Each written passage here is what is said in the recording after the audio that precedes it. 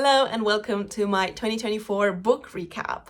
I like to do these videos at the end of each year to review the books I've read, reflect on the year that has just finished, and also give you some book recommendations. This year was a pretty good year in books for me, I think. I discovered this amazing podcast called Books Unbound. I highly recommend it. I found out about a lot of really amazing books from them. As I'm editing this, I realized that I forgot to mention that I also joined a book club this year. So that has made reading even more exciting because you always have someone there to discuss your favorite books with. So that has been a very cool thing this year. And even though my enthusiasm for books was at an all-time high, my reading pace slowed down a lot, I think just because I've been really busy. I only read about 23 books this year, I think, but most of them were hits, so let's just dive right in. I started out the year pretty strong with Babel, which was a massive hit here in the UK. It was my first introduction to the author, Rebecca Kuang, and this book discusses global problems, more specifically colonialism, under the guise of a fantasy novel. So the book follows this fantastical trade called silverworking, which basically uses translation between languages in order to charm objects. I thought it was really clever, and it really gave me a vibe of Harry Potter for adults because it has these magical elements. It's also set in Oxford, so the environment and the student relationships are very similar to those from Harry Potter. Overall, it was a really enjoyable read. Even as someone who doesn't like fantasy normally, this was very much a human story. I give it 5 stars. The next book I read this year is Betty by Tiffany McDaniel. This book was given to me in a book subscription that I had from the independent bookstore Mr. B's Emporium, which I loved so much, and I highly recommend it, especially as a gift for the bookworms in your life. So this book is a coming-of-age story set in the Appalachian Mountains. It's centered on a girl born to a Cherokee father and a white mother. And despite all the struggles that they live through and the discrimination and poverty, the children in this family are raised with an appreciation for the natural world around them. And it's all about seeing beauty in the very normal, everyday things in life, which I thought was really wonderful to read. And the prose itself is very lyrical and meditative. It's a very enjoyable read. 5 stars. The next book on my list is This Is How You Lose the Time War. Now, this is a really strange book to describe because it's written as a series of back and forth letters between two time-traveling secret agents on the opposite sides of a war. I was occasionally frustrated by this book because it is very strange, it is very different, and it takes a while to get into the mindset of what the book is trying to do. But once you decide to kind of play along with it, the payoff is very good. 3 stars for This Is How You Lose the Time War. My 4th book of this year was Yellowface. I love Babel so much that I just had to pick up Rebecca Kuang's other big book of last year, which was Yellowface. The premise of this book is that there's a famous writer who dies and leaves behind a draft of a brilliant novel about the forgotten contributions of Chinese workers in World War I. And then her friend takes and edits the draft and then publishes it under her own name. I found this book to be very provocative, especially because it's told through the perspective of the friend. So even as she devolves into the villain of the story, you are still only faced with her point of view of what's going on. So it really challenges your take on the events. 5 stars for Yellowface. Following this long stretch of fiction, my 5th book of the year was my first non-fiction one, Written in Bone by Sue Black. Professor Sue Black is a forensic anthropologist, which means that she examines bones to determine information about the victim of a murder or any other case where a skeleton has been found by authorities. This sounds a bit gruesome, but she has a very captivating storytelling voice, and all the stories, like the real-life stories from her career, are completely bonkers. This was a very fun introduction to a field that I had no clue about, and overall a very entertaining and educational read. 5 stars. Up next is Bright Young Women. This is a fictional retelling of the story of the Ted Bundy murders from the 1970s, told from the point of view of the sorority girls in Florida where some of the killings took place. I thought this was a good feminist take on the serial killer topic, trying to move attention away from the perpetrator and towards the victims, which I think is really important. However, I just didn't connect with the writing itself, so 3 stars for Bright Young Women. The next book I read is Strong Female Character. This is a memoir by Scottish comedian Fern Brady, where she details her experience with being diagnosed with autism later in life. It's a very, very honest and frankly eye-opening account of what autism looks like in women, because that has gone undocumented and unresearched for many, many years. So if you're interested to learn more about neurodivergence, female neurodivergence in particular, this is the book for you. I give it 5 stars. Number 8 is Funny Story. I don't typically read romance novels, but everyone had been raving about Emily Henry, so I wanted to check it out. I honestly expected it to be a bit cliche, but I was pleasantly surprised because it kept me interested. It had quite a few plot twists and interesting plot points besides the central love story. So yeah, I give this book 3 stars, and it's always good if you want a light read. Next up is Brick Lane by Monica Ali. This book is set in London, and it's about a Bangladeshi woman who moves to London with her husband and struggles to fit into her new life. Her story is also interwoven with letters from her sister who remains at home. I really wanted to like this book because I love stories set in London, particularly those about different cultures, but I did find it quite difficult to read sometimes because it had a lot of darkness with too little hope inside. Nevertheless, it was a very, very interesting tale, so 3 stars for Brick Lane. Number 10 is I Have Some Questions for You.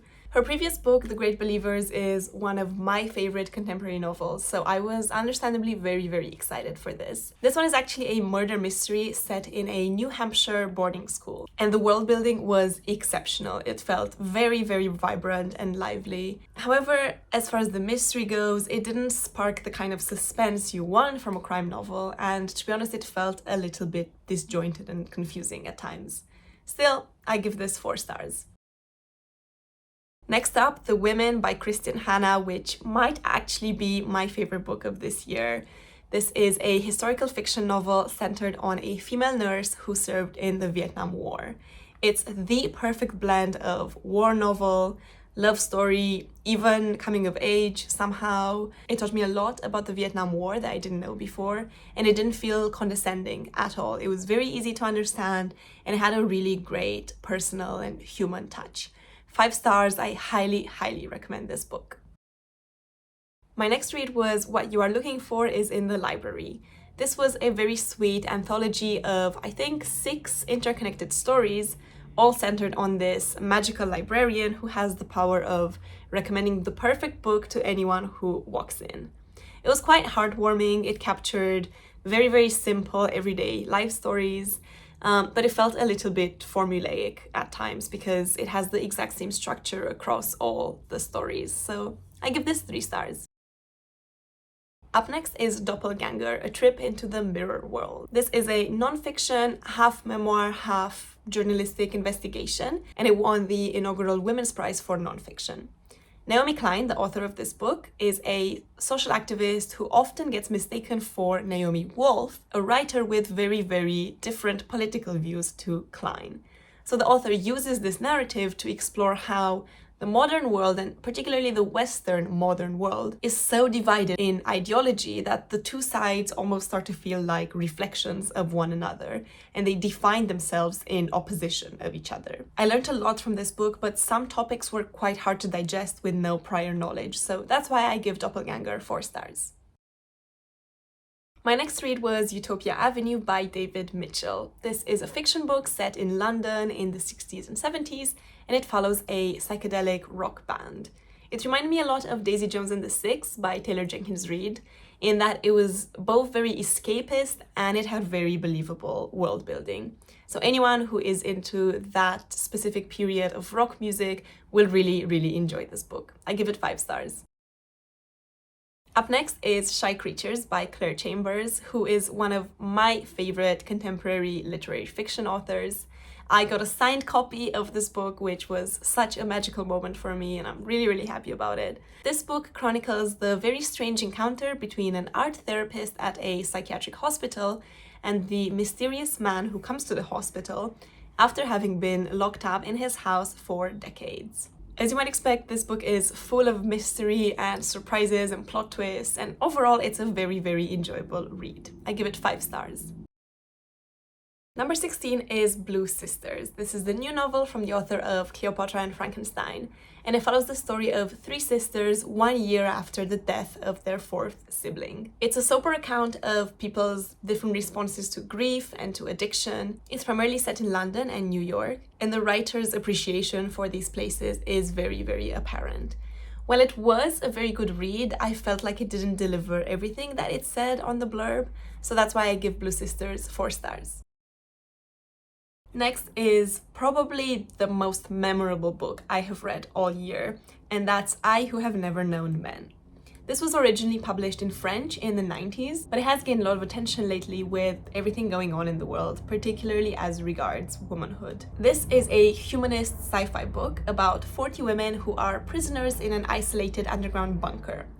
All but one of them remember a world before, but there is a young girl among the women who has no knowledge of what life used to be like. There's a lot of plot condensed into this fairly short book. It's under 200 pages, and it truly never ceases to surprise me. As soon as you finish it, you will want to discuss it with every person you know. I highly, highly recommend this book, and I give it 5 stars. Number 18 is The Gene, An Intimate History.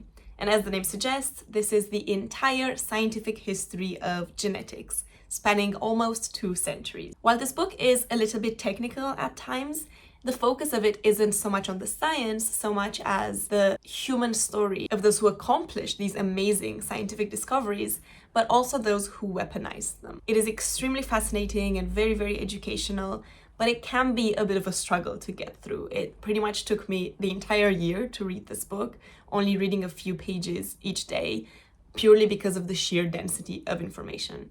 But nonetheless, I give it 5 stars. Next up is Demon Copperhead by Barbara Kingsolver.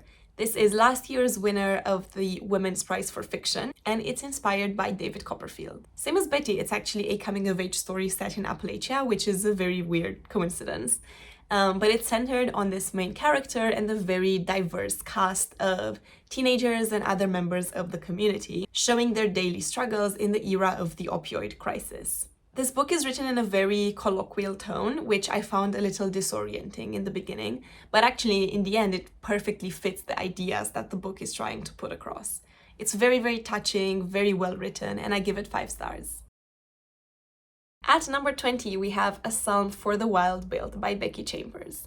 This is a very short and sweet sci-fi tale about the first encounter between a human and a robot, centuries after robots decided to abandon their posts as servants to humans and create their own community in the wilderness. This is a story about purpose and about the constant tug of war between nature and technology, which is becoming very relevant in our society. It's a very cozy read, but I felt like I needed a bit more to connect with it, so I give it 4 stars.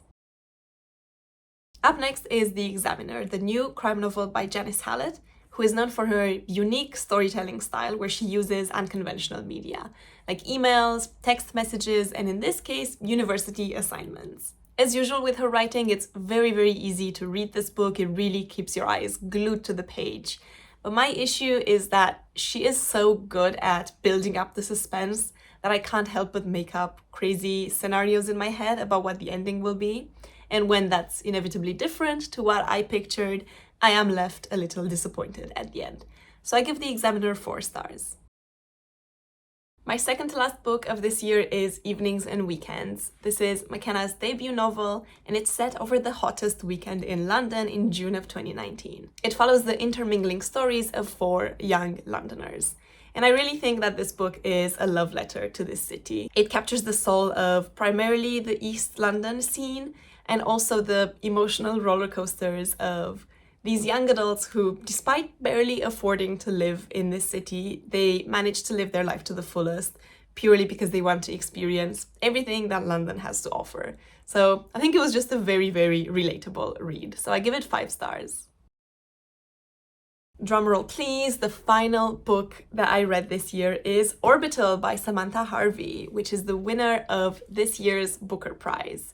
I literally just finished reading it last night and it instantly made me want to become an astronaut. It's a very short novel capturing 1 day on the International Space Station. And it's a beautiful and necessary meditation on humanity's dependency, reverence, and responsibility towards planet Earth.